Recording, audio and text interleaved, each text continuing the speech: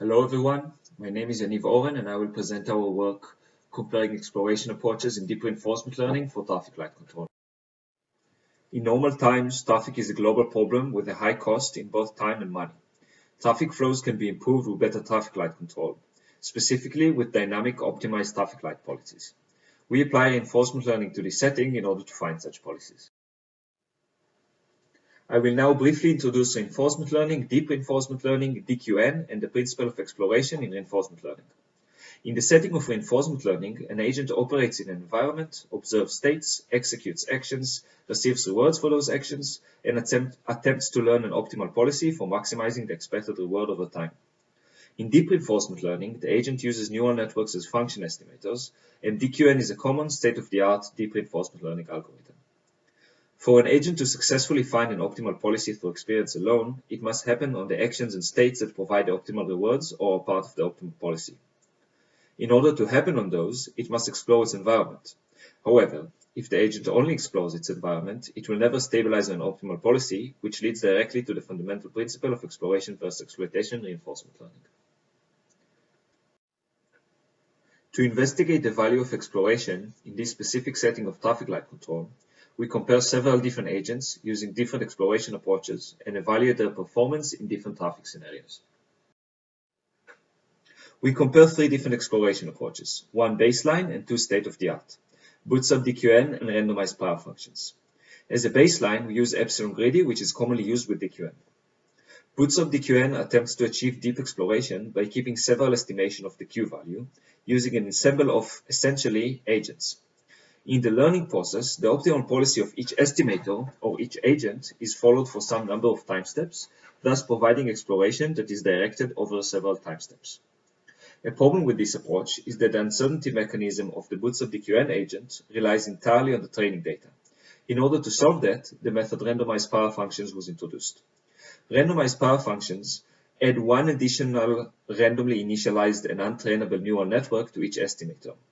This guarantees that the bootstrap DQN agent has an internal uncertainty mechanism that does not rely on the data.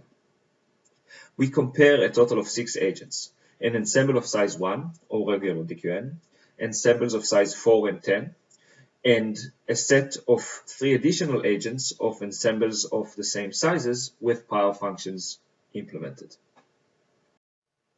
We compare the performance for our 6 agents in 5 different traffic scenarios, simulating different traffic profiles on different road maps.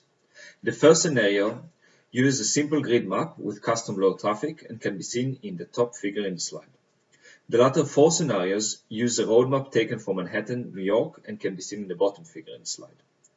2 scenarios simulate control of the top intersection marked in the map, and 2 simulate control of the bottom intersection. One of the 2 simulations uses real population data to simulate real traffic, and the other uses custom random heavier traffic.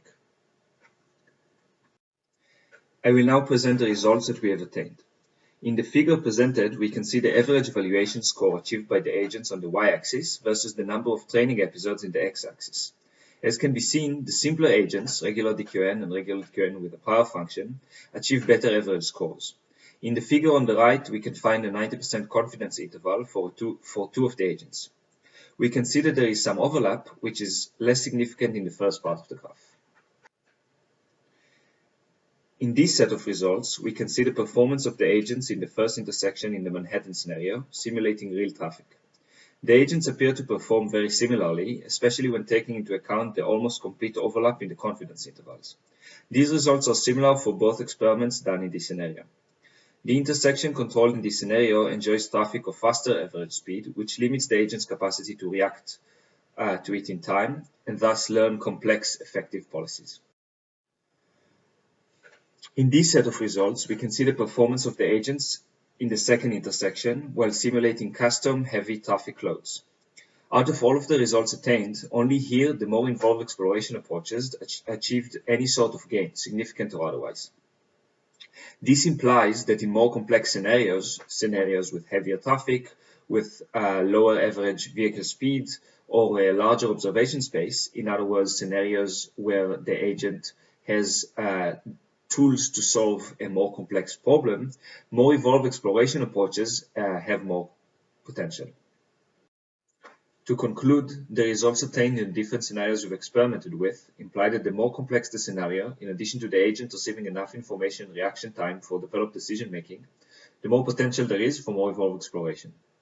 In future work, the different exploration approaches we've investigated can be compared in even more complex scenarios, such as intersections in areas that are more central, or intersection with a larger number of lanes, to see if the implications of the results presented extend with the growing scenario complexity.